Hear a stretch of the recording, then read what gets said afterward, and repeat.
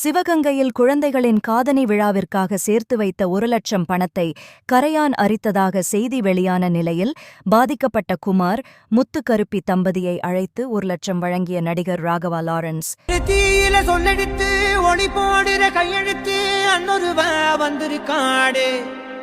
கிராமத்தில் கூலி வேலை பண்ணுற ஃபேமிலி கொஞ்சம் கொஞ்சமாக சேர்த்து மண்ணில் தோண்டி ஒரு டப்பாக்குள்ளே போட்டு அவங்க பணத்தை வச்சுருக்காங்க 1,00,000 ரூபா. அவங்க பொண்ணுக்கு ஏதோ ஃபங்க்ஷனுக்காக போய் அந்த பாக்ஸை ஓப்பன் பண்ணி பார்த்துருக்காங்க. கரையான் அரைச்சிட்டு இருக்கு மொத்த பணத்தையும். சரி, அவங்கள வர வச்சு அதே மாதிரி பாக்ஸில் இந்த 1,00,000 ரூபா போட்டு அவங்கள சந்தோஷப்படுத்தலான்னு நான் ஆசைப்பட்டேன். ஸோ அதெல்லாம் வர பாருங்கள், ஒரு பாக்ஸ் இருக்குது, திறந்து பாருங்கள்.